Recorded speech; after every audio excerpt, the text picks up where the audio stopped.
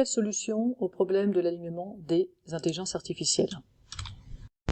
On va évidemment pas donner des solutions, puisqu'on ne les connaît pas encore, les solutions, mais on peut aborder ensemble quelques pistes.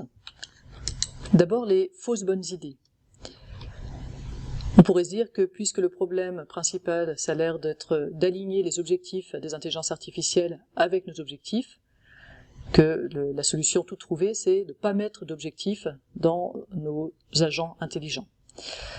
En fait, ça, c'est pas vraiment possible. À partir du moment où vous ne voulez pas explicitement écrire tout le code de votre agent intelligent, ça veut dire qu'à partir du moment où vous lui laissez un peu de liberté pour explorer lui-même des solutions possibles, eh bien, il faut d'une manière ou d'une autre pouvoir lui dire quelles sont les solutions préférables aux autres. Et donc, il faut d'une manière ou d'une autre avoir un objectif mesurable à lui fournir. Une deuxième fausse bonne idée, ce serait de créer une intelligence artificielle qui détermine nos valeurs. Puisque nous, on n'y arrive pas, pourquoi pas créer une intelligence artificielle qui détermine nos valeurs? Alors je pense que vous voyez bien que c'est un peu le poisson qui se mord la queue. Évidemment, il faudrait que cette intelligence artificielle ait un objectif bien aligné, et donc on pose le même problème. Si elle ouvre nos cerveaux pour déterminer nos valeurs, on n'a pas résolu le problème, évidemment. On va voir maintenant quelques vraies pistes explorées.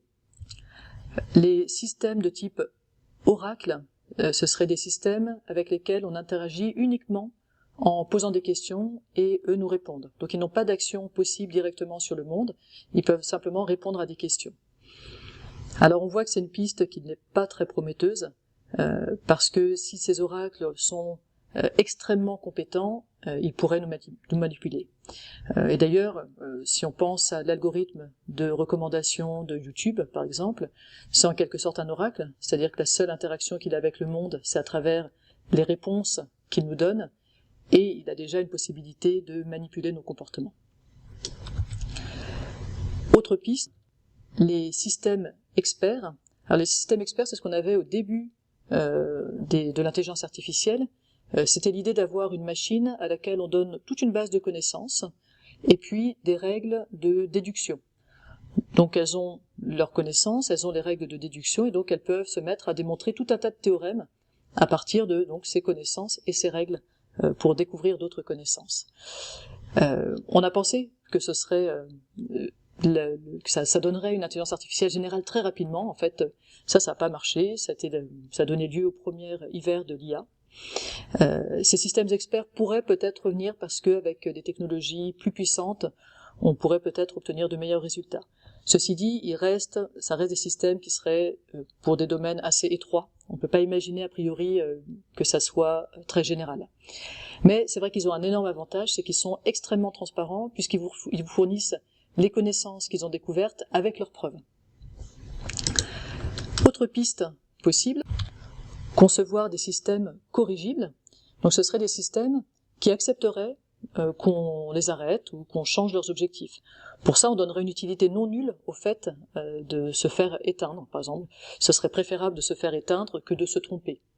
Donc on pourrait imaginer quelque chose comme ça avec un système auquel on dit bien on va lui donner un objectif de ne pas prendre de pouvoir. Mais évidemment, ne pas prendre de pouvoir, c'est un objectif qui reste avec toujours ce même problème de chaque fois qu'on donne un objectif. On va mesurer cette non-volonté de prendre du pouvoir avec une certaine grandeur qui sera pas parfaite, et ce système pourrait prendre du pouvoir par d'une autre manière, cachée, que du coup on voit pas, qu'on ne mesure pas, et finalement on serait quand même avec un risque avec ces systèmes-là. Ça nous amène assez naturellement à la question de l'interprétabilité et de la transparence. Ce qui serait souhaitable, c'est qu'on puisse savoir quelles sont les réelles intentions, quels sont les réels objectifs d'une intelligence artificielle. Donc arrêter avec le réseau de neurones et sa boîte noire, où on ne sait pas pourquoi il a choisi telle stratégie plutôt qu'une autre, à part que c'était dans son modèle ce qui optimisait l'objectif qu'on lui a fixé, et donc essayer d'avoir des justifications au choix des différentes stratégies de l'intelligence artificielle, d'avoir plus de transparence sur ce qu'elles font et pourquoi elles le font. Alors ça, c'est un travail qui est difficile parce que la technique actuelle des réseaux de neurones n'amène pas du tout à ça, mais c'est évidemment travaillé par des chercheurs. On pourrait aussi donner aux intelligences artificielles qu'on entraîne des objectifs avec des probabilités et avec une certaine mesure d'incertitude. Donc elles pensent à 80% que c'est plutôt ça qu'on veut, ou plutôt autre chose. Et puis quand elles sont trop incertaines, il faudrait qu'elles viennent redemander ce qu'on veut vraiment précisément.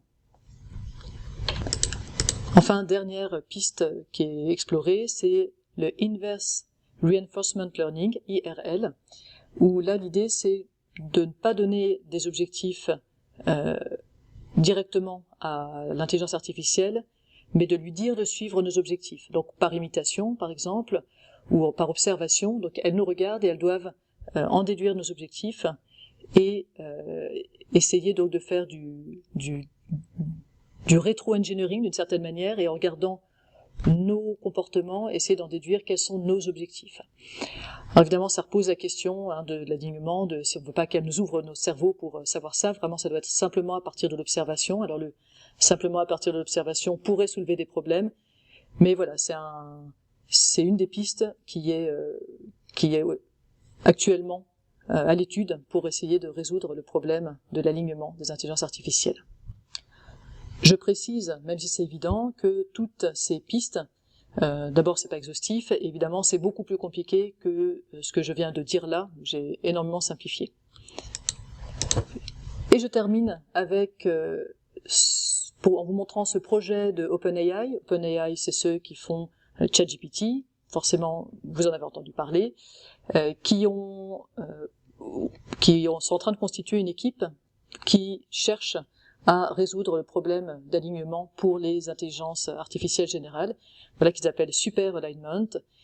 Voilà, ils disent qu'il y a besoin de faire des découvertes techniques et scientifiques majeures pour pouvoir résoudre le problème du contrôle d'intelligence artificielle plus intelligente que nous. Et donc pour ça, pour résoudre ce problème dans les 4 ans, c'est l'objectif qu'ils se donnent, ils sont en train de constituer une nouvelle équipe et ils dédient 20% de leur puissance de calcul pour ça.